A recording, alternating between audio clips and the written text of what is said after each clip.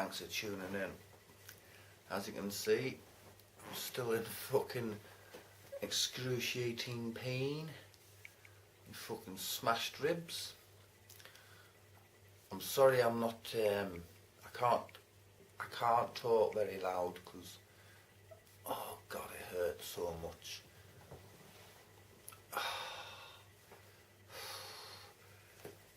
Right, because it's where I work, right, it's quite loud. I was trying to like tell somebody something today, like tell people things, and they kept going but I couldn't speak up because if I talk too loudly it really hurts. I can't laugh. That's why I've been trying to avoid certain like YouTubers, like watching the videos the last few hours, because normally I watch the usual YouTubers if they've done one, the ones that make me laugh and stuff, but I'm reluctant to do so. I mean, I've still been watching Christy Interrupted's videos, never miss them. She usually does a few each day, very entertaining. And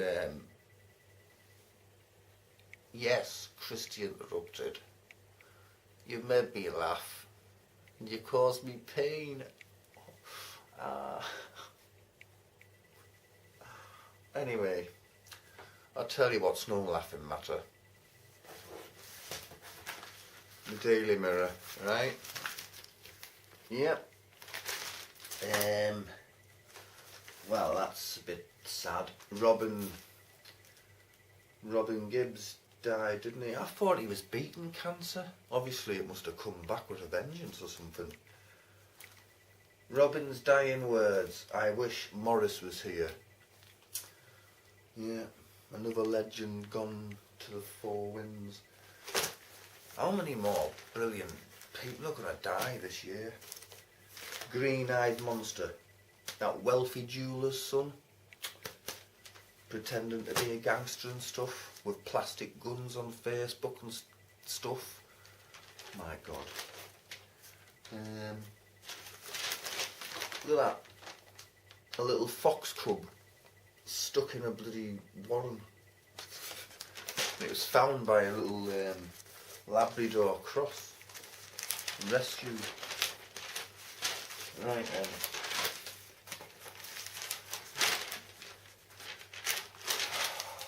Look at this. Look at this. Look at this. Look at this. Look at it. War on workers. Tories want to send us back to the Victorian workhouse. Union chiefs fury at Labour law reforms. It's ridiculous. How far is this government prepared to go? They're pissing everyone off now. Fucking A. Lifelong Conservative voters won't vote for these again. Not after this fucking last 2 years. They're turning the country upside fucking down. And I'll be honest with you, I'm starting to become quite worried about all this shit. It seems that this government, right, each policy they come out with is more ridiculous than the fucking last one. I mean, how far are they gonna go? They've attacked pensioners, disabled people, civil servants. Now they are picking on the ordinary working people. People who have jobs. You know what I mean? They've got a two-track mind. This fucking David Cameron, he's like, I hate people who don't work and claim benefits. It's costing the state too much money. And what does he do then?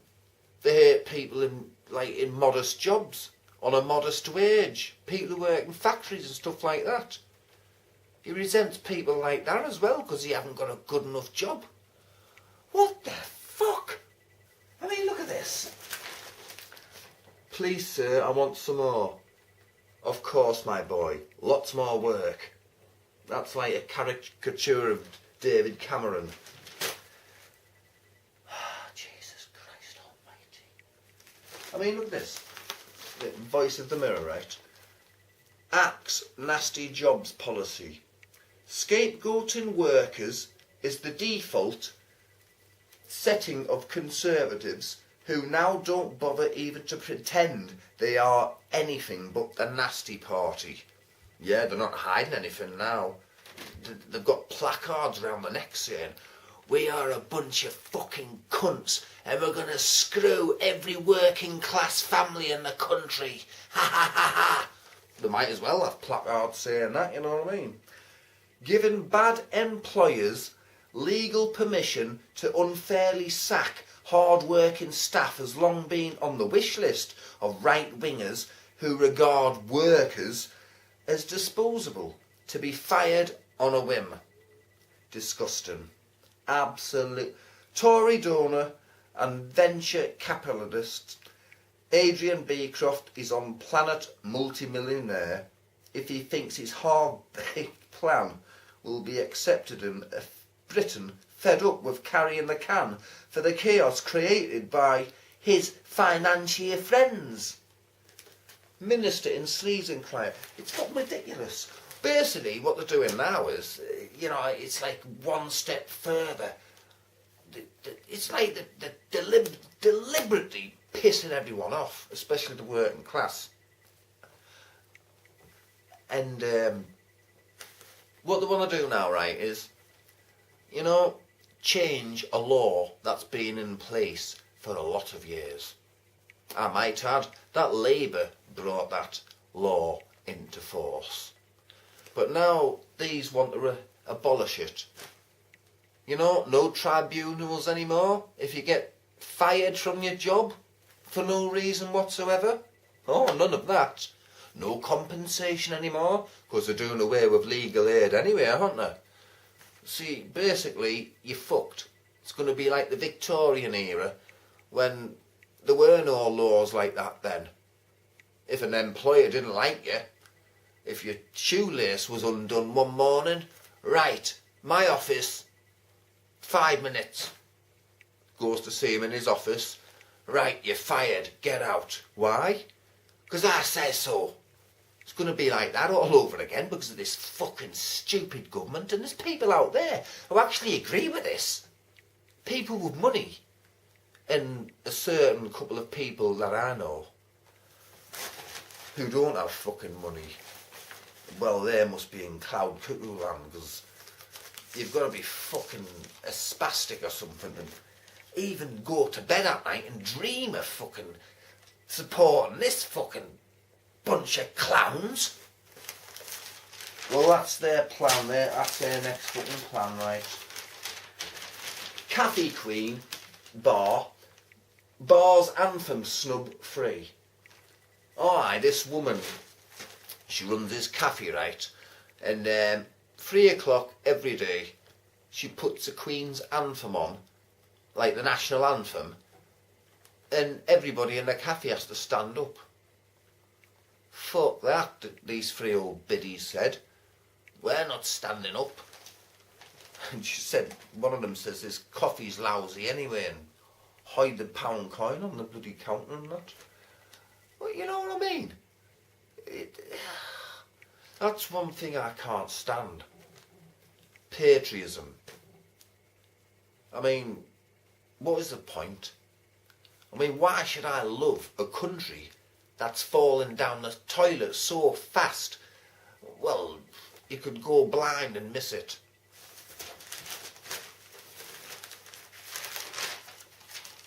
Oh, look at this.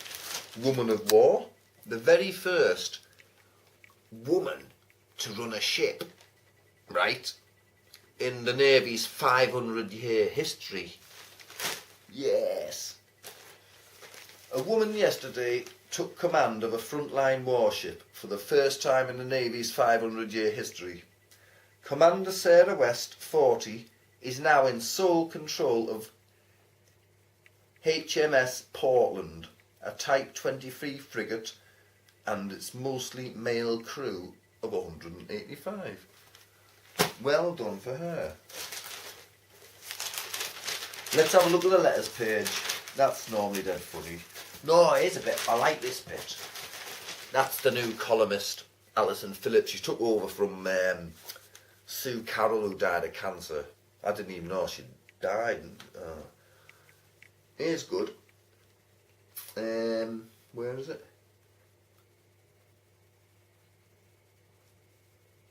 Oh, where the fuck is it? Oh, here it is. Sir David Cameron likes to chillax with a game of Fruit Ninja, slicing through pictures of apples and watermelon on his iPad. When I first heard this story, I thought it must be some kind of metaphor. Isn't slashing through the fruits of hard work and British labour just what he has been doing since he come into power? Yeah. Security gates, a protective wall and floodlights are going up at the home of Britain's Got Talent's Pudsey, amid fears he might be dog-napped. And now it emerges former Britain's Got Talent singing dog Buddy had to undergo therapy and Reiki treatments for stress after his rise to fame and the demands of an adoring public. The world has truly gone barking mad. Of course it fucking has. I mean, for Christ's sake, a dog winning Britain's Got Talent. A 15-year-old girl who's trained her dog to do a few fucking tricks wins that fucking show. Do me a fucking favour. I mean, I watched bits of it by accident, and there was some bloody good acts on there. Some fucking that Oriental woman, I can't remember her name, the electric violinist.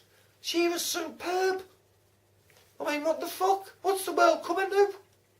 The winner of Britain's Got Talent got £500,000. Or was it £250,000? No matter. A lot of money, right? How much did fucking Musician of the Year get? A brilliant cellist who was also 15. £2,000. Let's go on to the fucking letters page then, eh? Because that's always good for a laugh. Oh, here we go. Where's the letters page? Where's the letters page? Here we are. Right.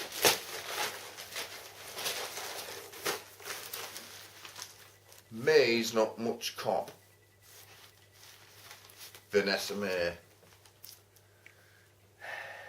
Theresa May, sorry. Vanessa Muir. She's a bloody violinist.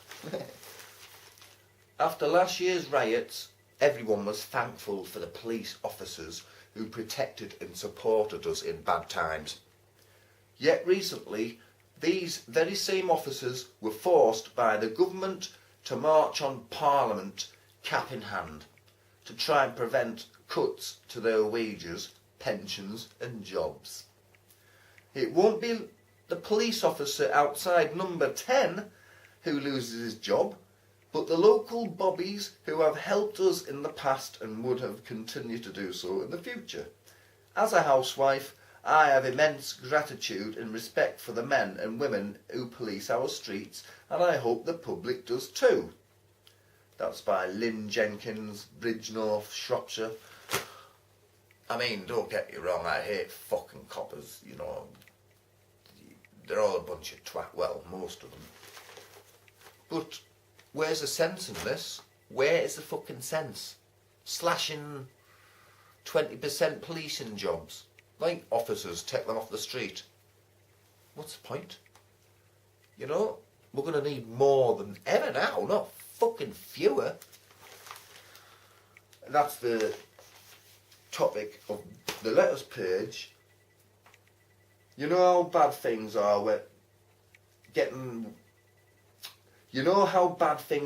a Tory Home Secretary is heckled by police at their annual conference. Rank and file officers are rightly outraged at plans to slash police funding, which will mean fewer officers on the beat to protect us from thugs and criminals, The Tories can no longer claim to be the party of law and order when the police are turning against them. First time in history, come on man. The police never go on fucking strike. That only ever happens in films like fucking RoboCop. It's happened in England. The police went on a fucking march. Jesus Christ.